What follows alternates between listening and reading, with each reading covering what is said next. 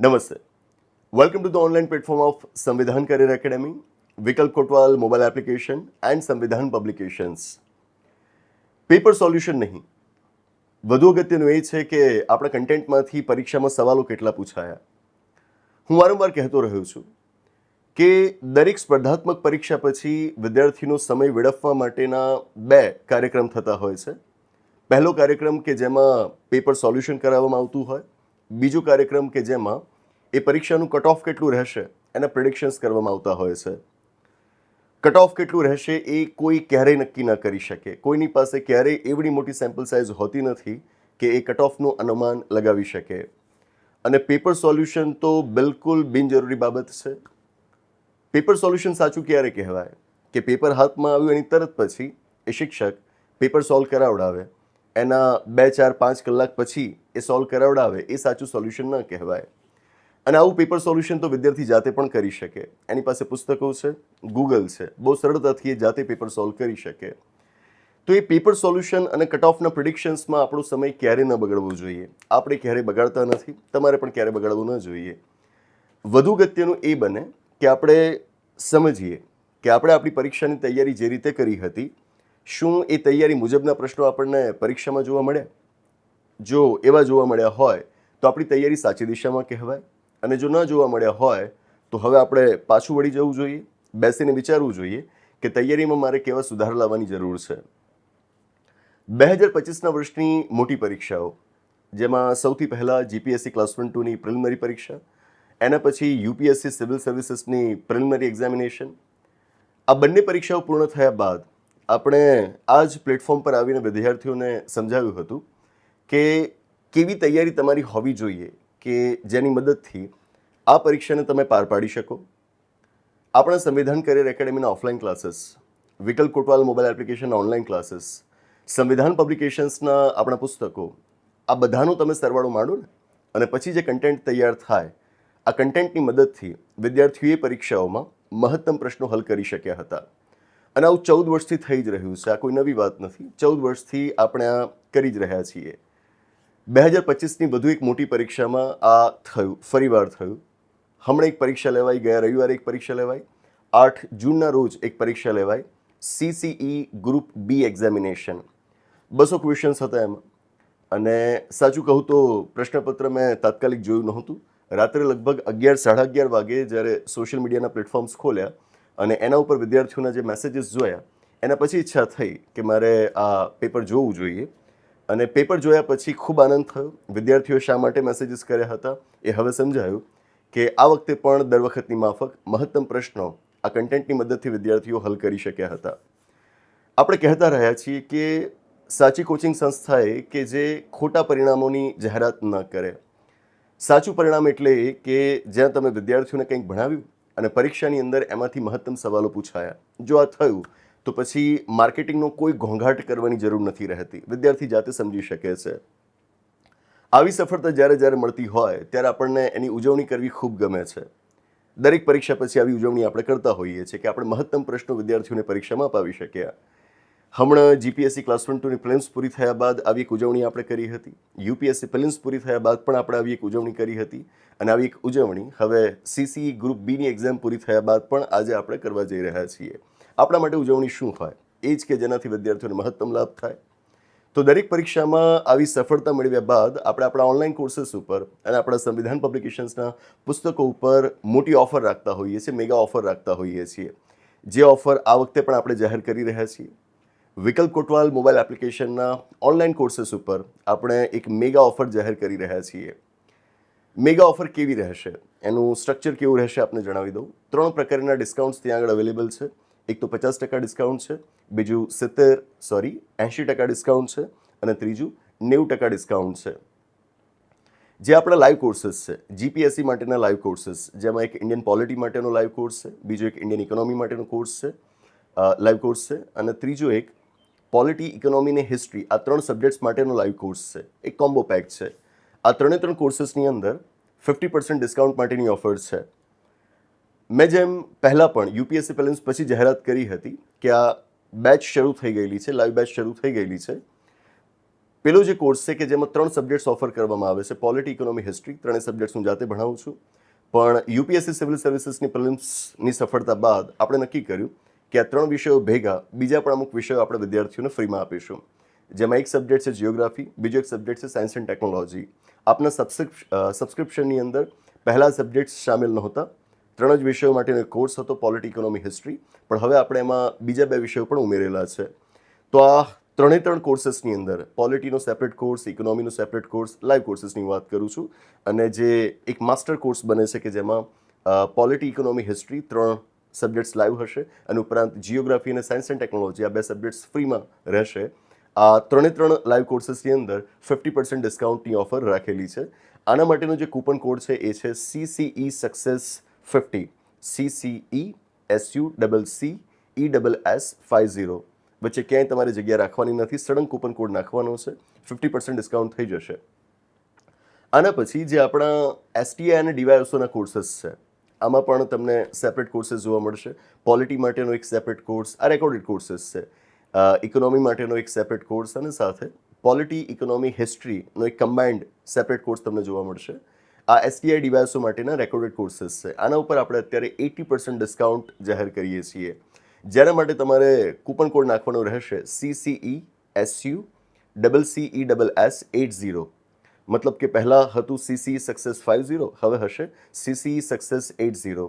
જેટલું ડિસ્કાઉન્ટ હશે એ આંકડું તમારે પાછળ લગાવી દેવાનું છે.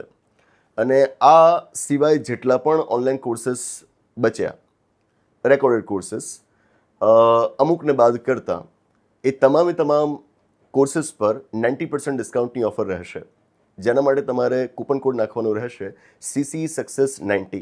બધા એટલે બધા, મેં કહ્યું એમ અમુક 2-4ને છોડીને તમામ કોર્सेस ઉપર આપને 90% ડિસ્કાઉન્ટની ઓફર મળશે કે જેમાં યુપીએસસીના કોર્सेस પણ સામેલ છે. યુપીએસસીના કોર્सेस સહિત યુપીએસસીના કોર્सेस આમ તો યુપીએસસી જીપીએસસીના આપણા સરખા જ કોર્सेस હોય છે, પણ હિન્દી અને ઇંગ્લિશ મીડિયમ માટે આપણે નવા કોર્सेस રેકોર્ડ કરેલા છે. મારા જ લેક્ચર્સ એમાં તમને પોલિટી, ઇકોનોમી, હિસ્ટ્રી માટે જોવા મળશે. જિયોગ્રાફી અને સાયન્સ એન્ડ ટેકનોલોજી માટે એક મેડમ છે, એમના તમને લેક્ચર્સ જોવા મળશે. અને આ જે 5 સબ્જેક્ટ્સ મેં કહ્યા એ 5 સબ્જેક્ટ્સ તમને હિન્દી અને ઇંગ્લિશ મીડિયમમાં જોવા મળશે. યુપીએસસી માટેનું એક અલગ સેક્શન આપણી એપ્લિકેશનમાં બનાવાયેલું છે, આઈડિએશન ફોર આઈએએસ. એમાં તમે હિન્દી અને ઇંગ્લિશ મીડિયમમાં કોર્सेस મેળવી શકશો.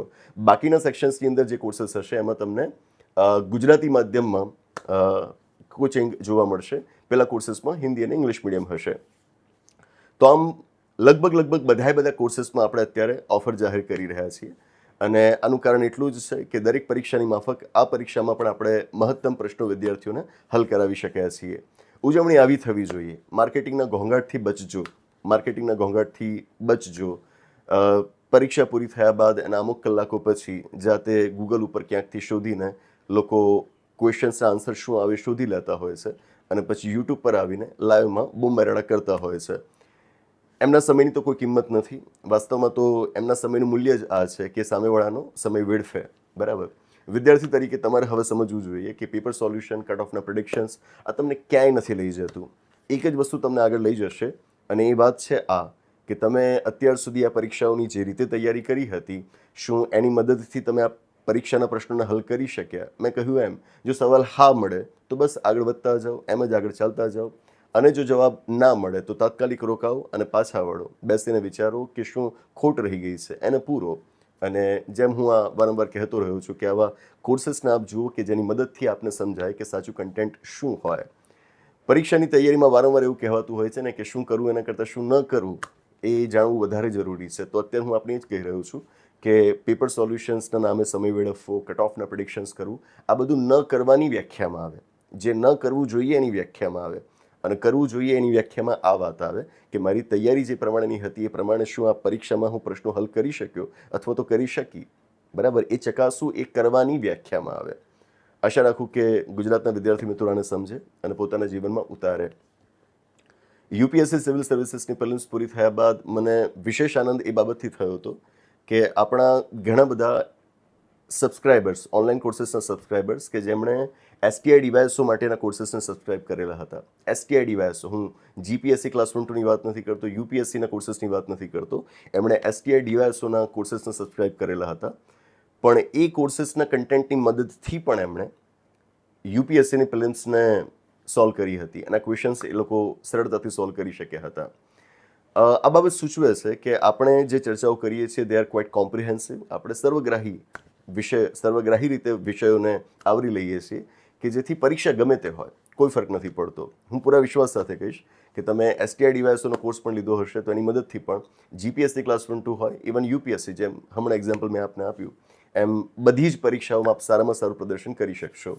અને જે હવે આવનારી પરીક્ષાઓ છે, પછી તલાટીની પરીક્ષા હોય કે બીજી કોઈ પણ પરીક્ષા હોય, એ બધા માટે પણ તમારે આ જ અભિગમ જાળવી રાખવાનો છે. કન્ટેન્ટ બને એટલું રીચ જ સ્વીકારવું, બને એટલું હાયર લેવલનું સ્વીકારવું. અને એમાંય જ્યારે ઇન્ડિયન ઇકોનોમી જેવા સબ્જેક્ટ્સમાંથી ક્વેશ્ચન્સ વધુ આવી રહ્યા છે, એની ક્વોલિટી પણ સુધરી રહી છે, આવામાં તો તમારી પાસે વિષયોની સમજ હોય તો એ જ કામ લાગે, ગોખેલું હોય તો એ જરાય કામ ન લાગે.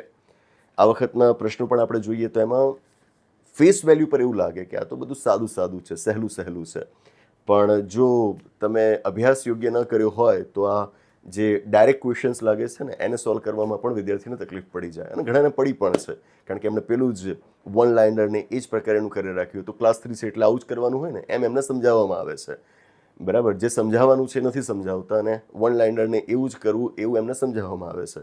અને વિદ્યાર્થીની કારકિર્દીને આમ બિલકુલ ખોટા રસ્તે ચડાવી દેવામાં આવે છે. આનાથી ચેતો અને સાચું કન્ટેન્ટ શું છે એને સમજો. કરંટ અફેર્સ વાંચવું ખૂબ જરૂરી છે. પરીક્ષા આપીને આપણે સમજાવ્યું હશે. અને કરંટ અફેર્સનું પણ એક અપ્રોચ સાચું તમારી પાસે હોવું જોઈએ. અને એટલે જ આપણી ગોષ્ઠીના જે કાર્યક્રમો છે, એ સિવાય આઈડિએશન ફોર IAS ઉપર હિન્દી અને ઇંગ્લિશ મીડિયમમાં આપણે જે વિડીયોઝ મૂકતા રહીએ છીએ, જો આપ એને પણ યોગ્ય રીતે ફોલો કરતા હો ને તો આમાંના ઘણા બધા ક્વેશ્ચન્સ તમારા સોલ્વ થઈ જાય. અગાઉ GPSC પ્રિલિમ્સ અને UPSC પ્રિલિમ્સ પછી આપણે બતાવ્યું હતું કે તમે સીધા જ ગોષ્ઠીના કાર્યક્રમે અંશોને લઈને બતાવી શકો કે આ ક્વેશ્ચન્સ આની મદદથી સોલ્વ થઈ શકે એમ હતો. બરાબર, તો બસ સારું એવું કન્ટેન્ટ ફોલો કરતા રહો અને માણતા રહો અને તમારી તૈયારીને મજબૂત કરતા રહો. આ ઓફરનો મહત્તમ લાભ લો. આપના મિત્રો તૈયારી કરતા હોય તેમના સુધી પણ આ વાત પહોંચાડો. આજે 10 જૂન થઈ છે, 12મી જૂન સુધી આ ઓફર ચાલુ રહેશે. 3 દિવસ માટે ઓફર છે. 10 જૂન, 11 જૂન, 12 જૂન.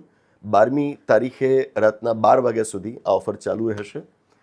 ઓફરને લગતી માહિતી મેં આપને આપી જ દીધી છે. છતાં જો આપના કોઈક સવાલો હોય તો આપ આપણા ઓફિશિયલ કોન્ટેક્ટ નંબર ઉપર કોલ કરીને સવાલ પૂછી શકો છો. કોન્ટેક્ટ નંબર છે આપણો 8469743567. આપણી મોબાઈલ એપ્લિકેશનનું નામ છે Vikalp Kotwal mobile application. Google Play Store પરથી આપણને ડાઉનલોડ કરી શકશો. એક એન્ડ્રોઈડ મોબાઈલ એપ્લિકેશન છે. એપલ માટેનું આપણી પાસે કોઈ વર્ઝન છે નહીં, તો iOSમાં આ એપ નહીં ચાલે, ત્યાં નહીં મળે. આ ખાલી એન્ડ્રોઈડ માટેની એપ્લિકેશન છે.